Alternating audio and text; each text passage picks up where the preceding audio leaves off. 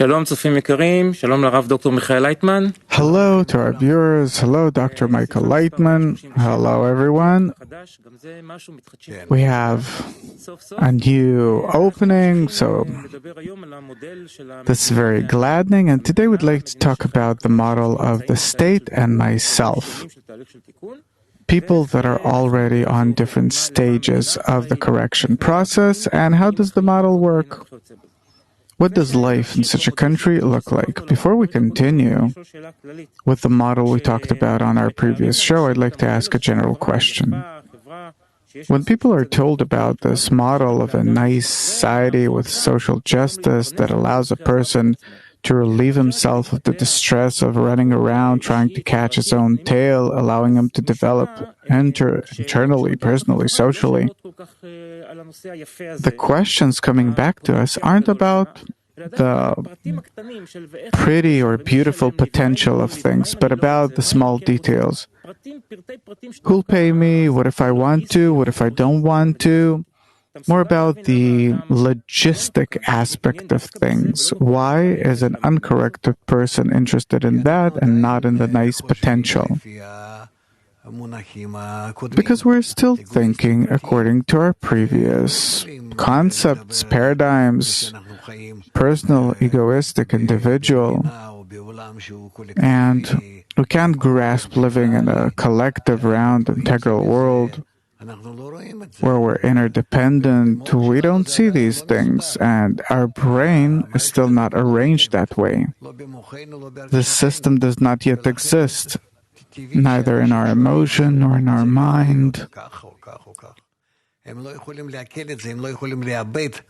So it's natural that people are asking, is it one way or another, they can't digest directly each and every such parameter inside them. They still lack this inner structure. I wrote this essay about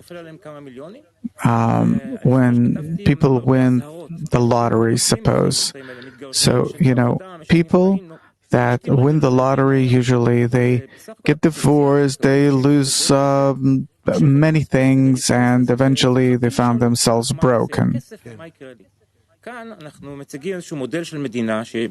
Here we're talking about a model of a country that finally allows a person to develop on the human level. And he wants to hold on to who's going to pay me, where will I have from, how will I do? How do we change the balance? Only by studying, and out of no choice, that a person understands that it's impossible to keep on living the way he used to. Maybe he was well off, not well off, average. It doesn't matter. Where was he? That's over. What do you do if it's over? And then we have to understand that we have to change something. What is nature demanding of us to change? And here we have to simply see that we have to reach a social consent that was as if written between us. But not that we wrote it between us, this is the thing. There were also always social consents. From the Middle Ages and even before, in ancient Rome and in ancient Greece. Every country, every society exists according to a certain agreement. So now, there also has to be some kind of an agreement between us, but it should be completely new. Meaning that it's not based on the ego and based on control, but on that we connect. That between us, there's only the connection that rules, and we, from within it, human beings, determine how do we behave with one another. How do we build all the systems in this kind of society? The result will be consent with the way of living that we're offering. Consent has to be even before that, and then out of an integral agreement, we build our different particular forms, systems of life. This ambivalent feeling that a person has, even if he's already studying the wisdom of Kabbalah and he's already advancing his correction, still that person, he's drawn to corporeality, material goods, also to spirituality, and he has to live in the struggle all the time. We have to reach a state where the social influence will bring a person to a state where he wants to be connected with society, and that in that he finds his entire fulfillment, corporeal and spiritual. There are people that prefer to deal with the corporeal material life as little as possible, and the earnings that they make, they pass on to their spouse. That rids them of being engaged in it, or to society, some collective. But that's a real minority. How do we take a first step toward that? I don't think that that's good. I think that people that want to get rid of all of these things and for others to take care of them, that's a childish approach. And a person has to nonetheless be engaged in all those things that have to do with society. Suppose people that live in such a society where everything's already interconnected and corrected, still day in, day out, they have to get some kind of report and to see it on their computer screen or on TV. What's going on in their country, in their society, meaning whether they want it or not, we're explained to. Where are we? And as a result, maybe what do we have to change and so on. And it's not good if we educate people to be detached from decision-making. To the contrary, they all have to be a part of the decision-making. I don't exactly understand this, because we said that the main function of this society or state is to rid a person of the almost compulsory engagement of making a living. Yes, but a person has to know how society lives its life for it to be a means for him to connect, by which to connect with the rest of society. Because our connection, that's the topic actually, that we don't run from that I do what society asks me to, and in relation to the rest, I'm free of that. I'm not a part of you, and leave me alone. No, I'm part of you, and you're a part of me, and each of us works in his own realm. And therefore, thanks to this kind of connection between us, we have lots of time to learn and advance in the relations between us and achieving a higher nature than what we feel in our body. And this is what we have to see. It's a bit different than what we think, that a person would be free of all of his problems. So I'm not talking about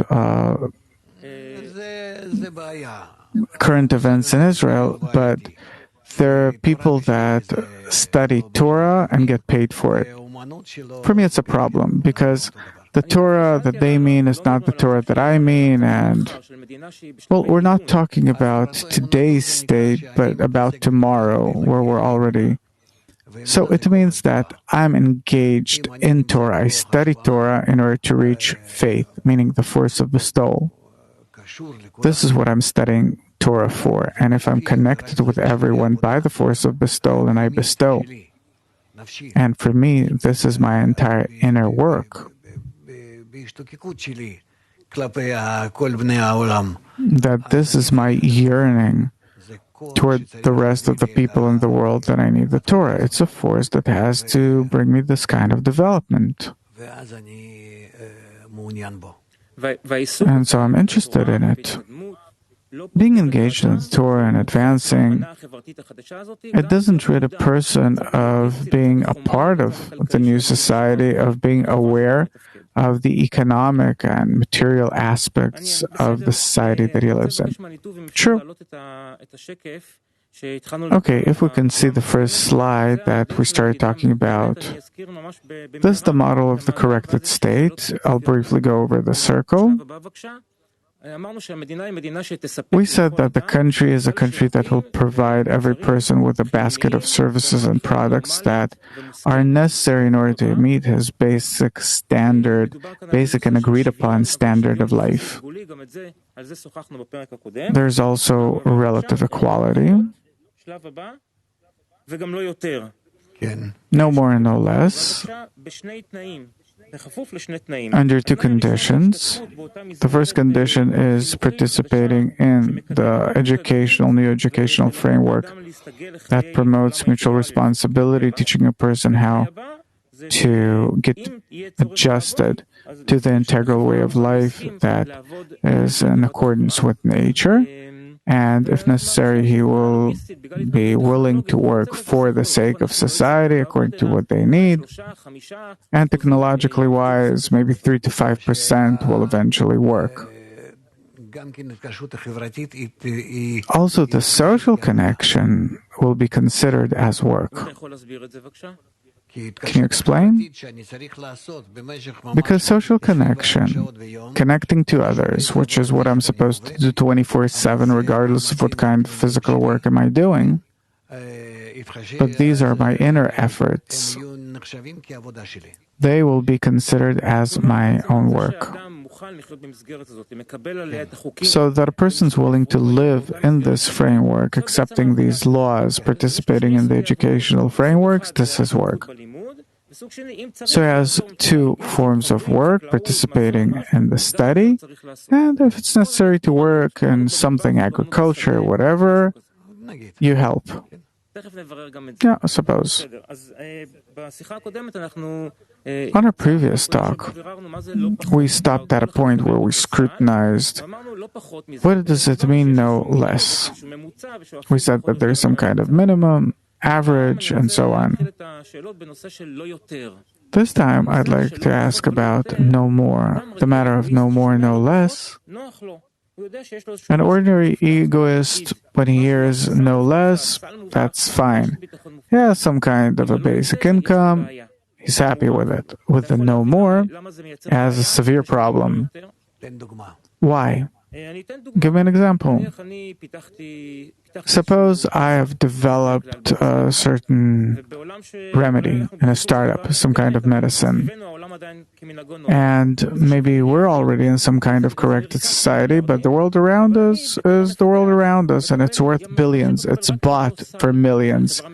But I, as a developer, continue getting that basket that society decided that I'm going to receive, and not those billions. It's determined so from above. It's even hard to hear.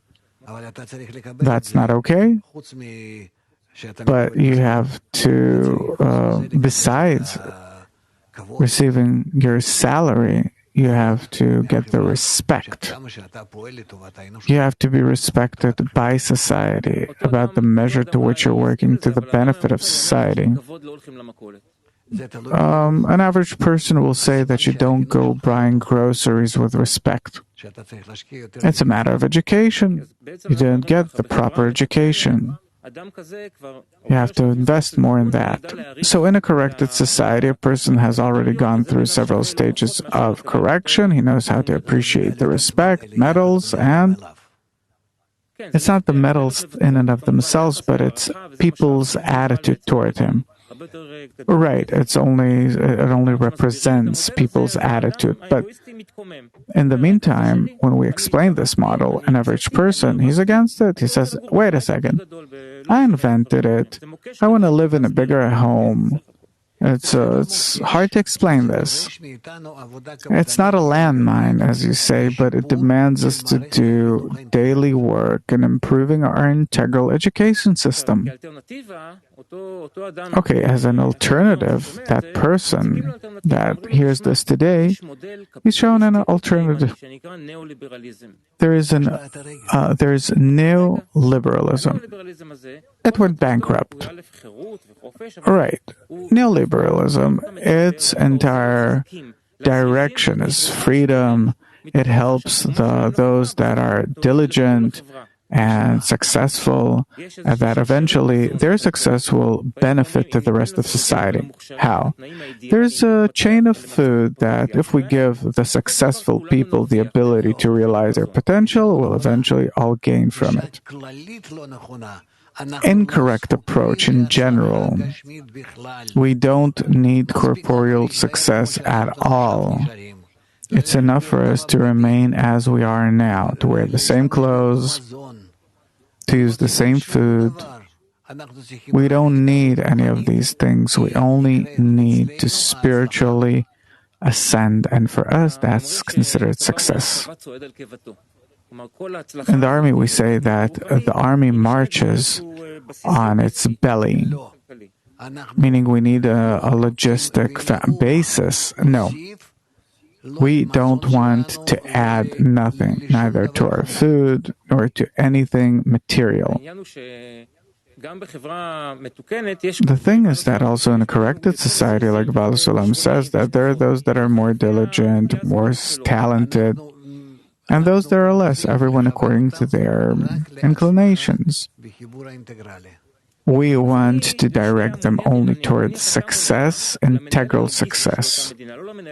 Suppose you're the logistic manager of that country, not the spiritual manager, but the logistic manager that has to take care of the economic issues. What am I supposed to be concerned with? That there will be as little people working in the field as possible. You have to. Your job is to give people a basic income or a basic basket of services and products. Everyone says, great, we're willing to work. But there are the talented and diligent and those that are less. It's not up to a person, and for me, therefore, it's all equal. The question is, how do you make the most in order to give everyone what they need? Tell me, please. If you can...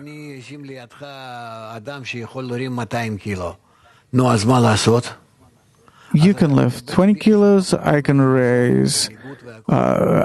lift, or someone else can lift 200 kilos, so you'll get 10 times less food and clothing than he does. Obviously, we're talking about relative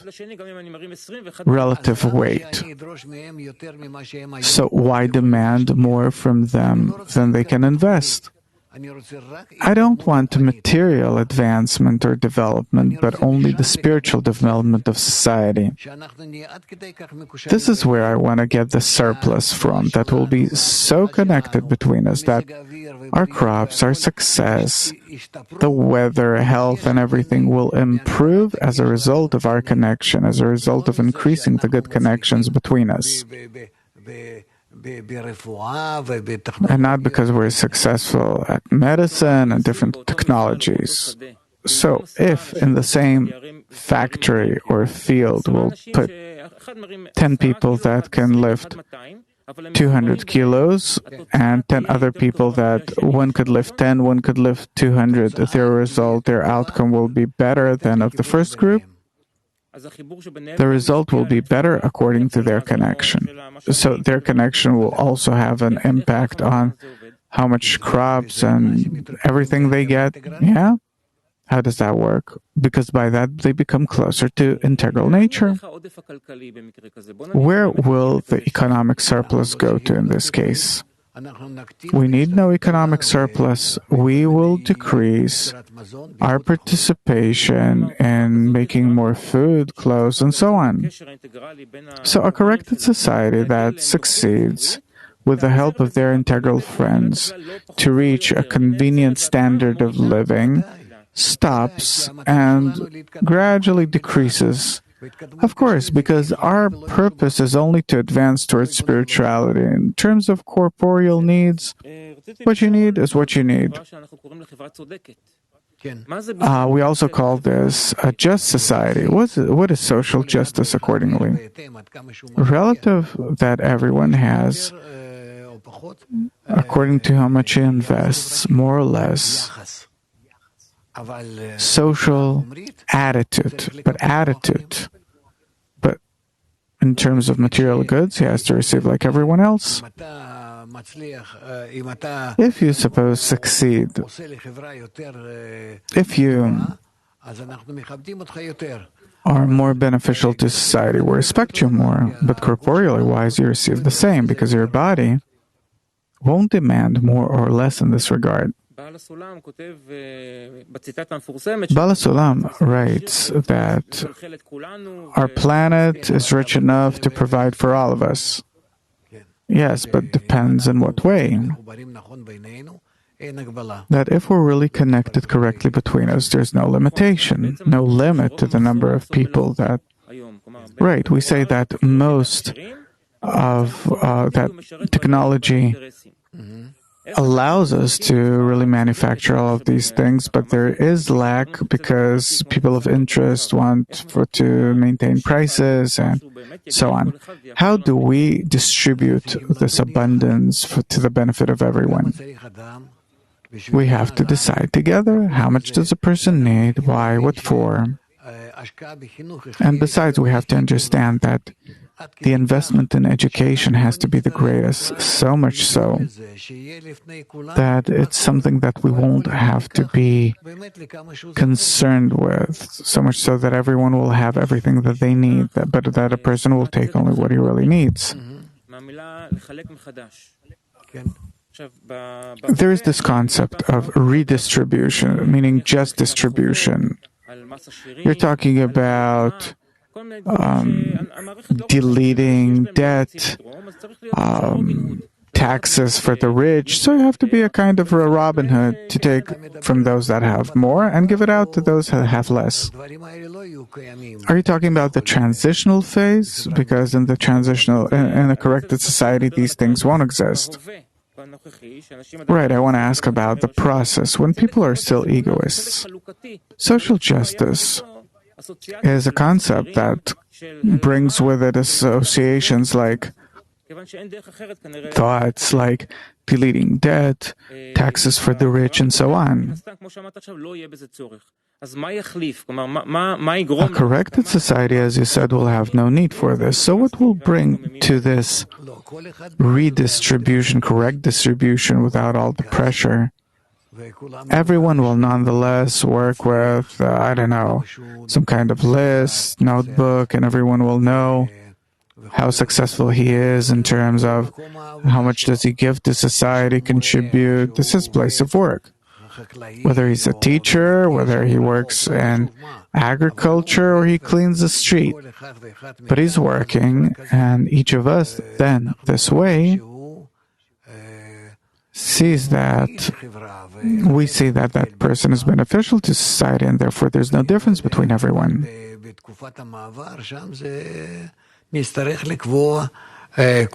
But in the transitional phase, we'll have to determine different gradual processes in terms of where we're headed. I'm not going into this. I was never engaged in this. I hope that nature will clean it with the coronavirus, that this is what nature will do with us. Will do this work for us. Yeah, it's easier to talk about the state before and after, about the intermediate phases. You see what's going on with the stock market, the Diamond Stock Exchange.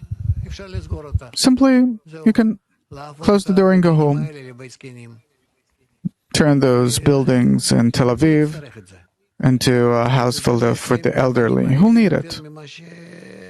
Because these rocks aren't worth more than being pretty. Give them to brides.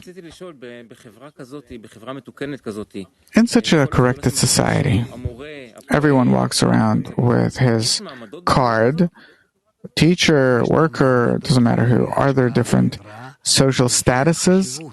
According to a person's investment in society, according to how important he is to society, sure. How important is he to society? That he knows how to teach, that he is a professional.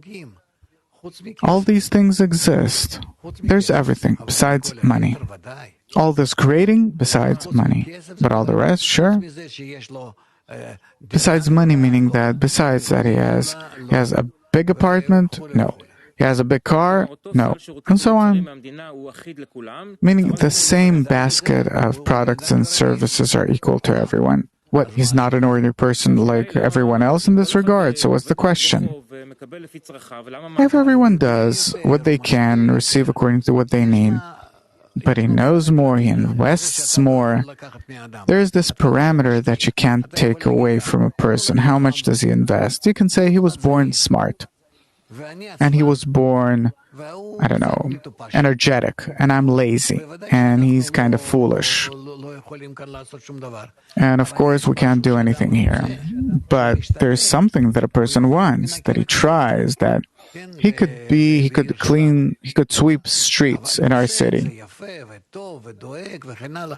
But he does it so beautifully, and he's concerned with it, and we therefore value him no less than someone else, or less because maybe someone else is doing better things for society, greater things, I don't know.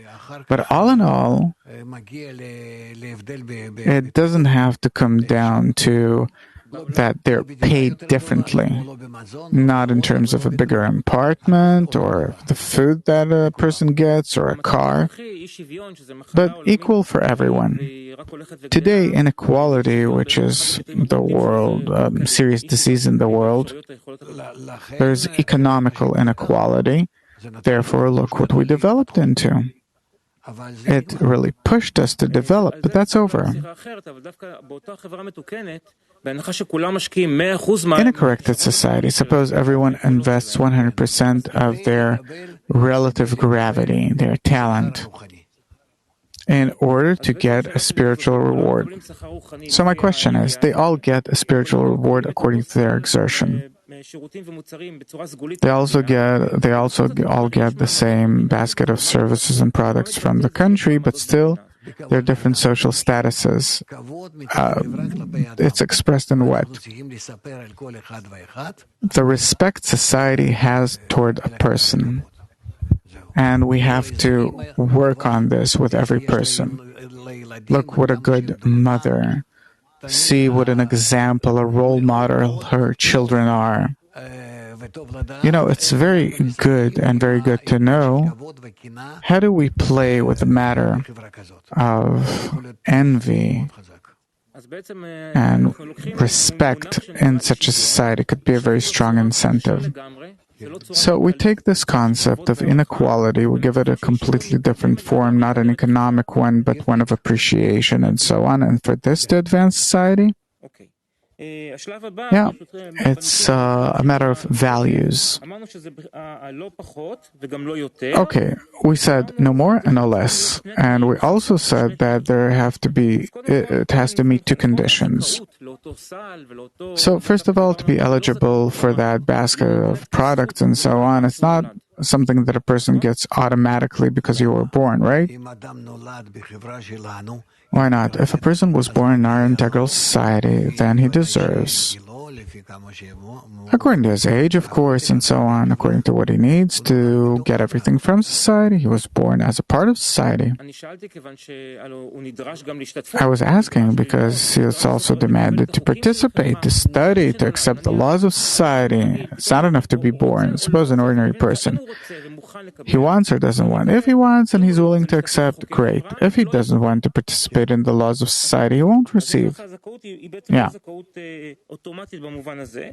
So it's not automatic in this regard. Why am I asking? Because today, in the world, there is the liberal progressive left that says that a person, because he's a person, a human being, you can't take away certain privileges from him. Healthcare, the ability to make a living, and it's enough that you were born. And who pays for it? The country. I disagree.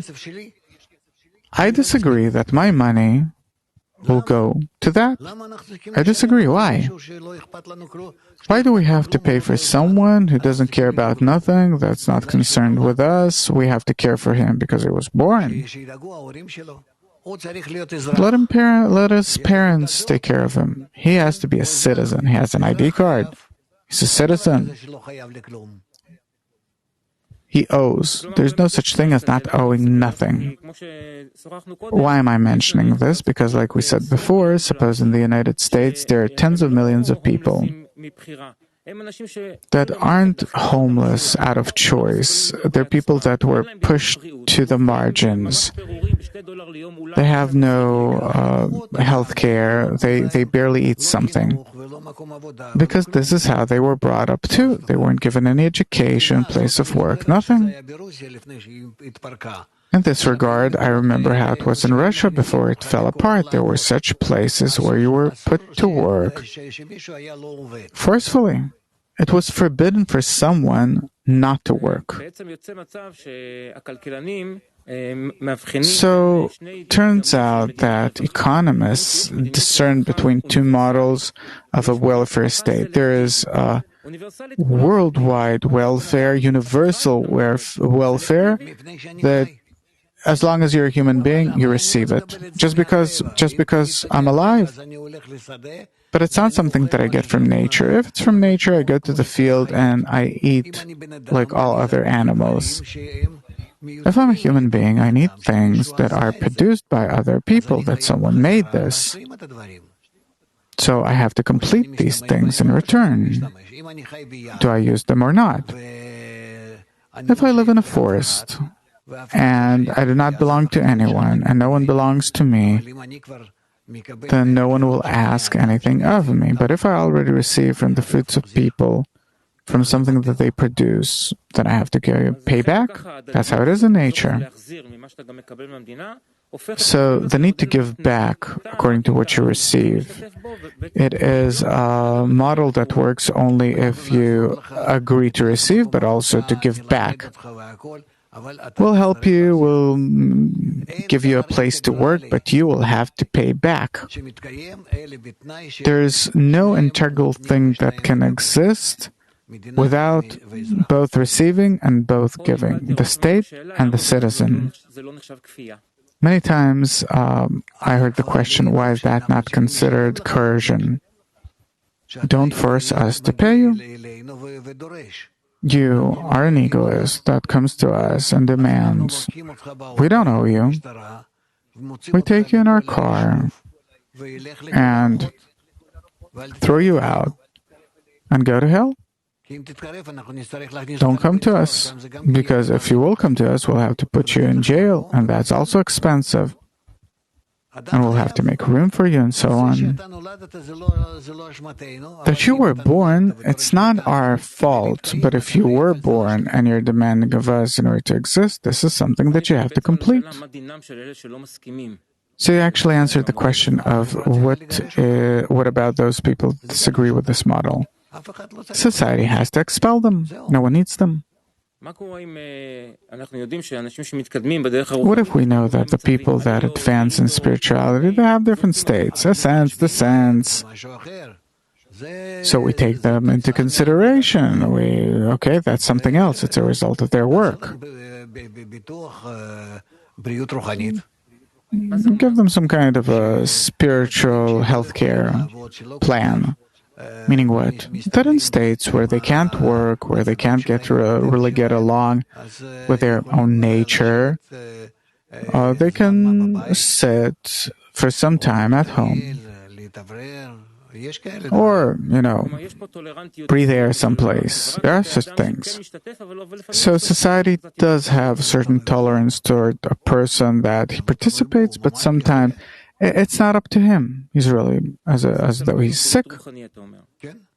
So we'll give him spiritual health care. Where do you join?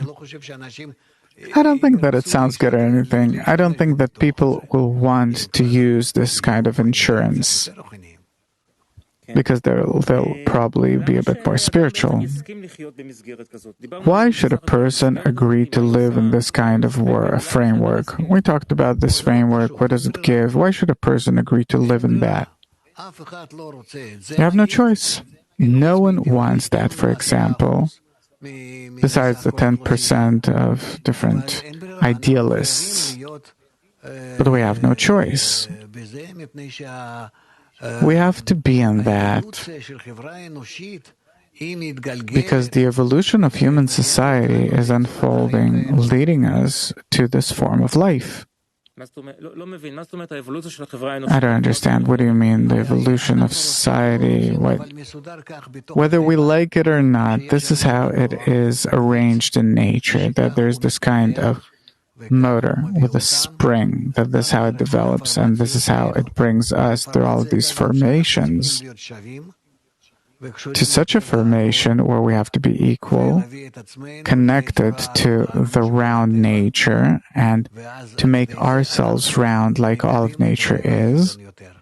And then by that, we discover, reveal a higher nature that's entirely revealed in our mutual altruistic integral connection. That inner engine. It exists in nature. Let's call it the roller of development. This is in one case. Maybe it's not a roller. Maybe we'll want to run in front of the roller in our development. So that's what I wanted to ask. What's the difference between the action of the roller of development in society that we see today and its special role in the society that we talked about today? The roller of development, it actually develops us whether we like it or not. Like with the coronavirus, for example. And it could be that we'll do this development out of our own desire to reach connection, and then we won't be forced to connect and to become an integral society around the planet. But we'll do it by our own efforts, by studying, by demanding nature to give us these forces and build ourselves that way. That's called the path of hastening. Whereas the roller of development, that's in due time.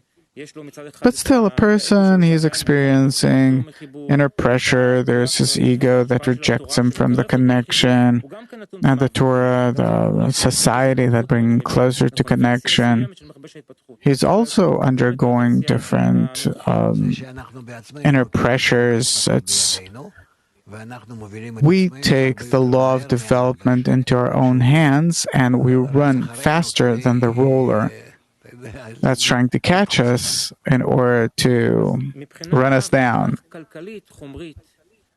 So, economically, we tell a person that it's good to live in this kind of society because it will rid him of the daily rat race that he's in. He'll get what he needs. This is the incentive for him. We're not pulling anyone to that. Nature itself is arranging us now in such a way that we'll have no choice. Most of us will have no work, only those that really have, necessary, they're essential, necessary. And all the rest, in order not to start a war, we understand that the best thing is to tell everyone about the options that we have.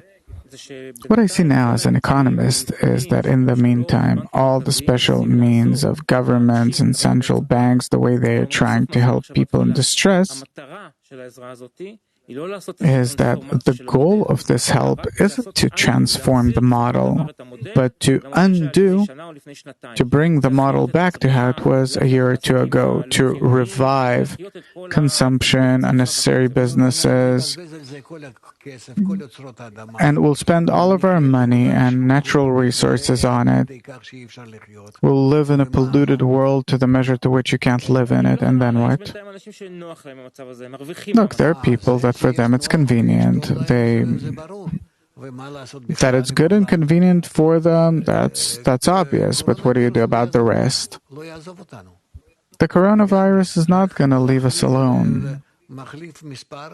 It only changes its number from 1 to 2 to 3 and so on, and we'll live in a world that is very dangerous and not good. Nature will disagree with us not bending toward its evolution, under its evolution. Yeah, we call it the hidden hand that advances humanity in this direction. We have to stop using our ego this way, like we used to. Okay, let's go back to the corrected state that we talked about. What kinds of reward are there in this kind of society? Spiritual reward that we have to explain to all the people, to all of our friends that are participating in the life of our society, that the reward is a very exalted one.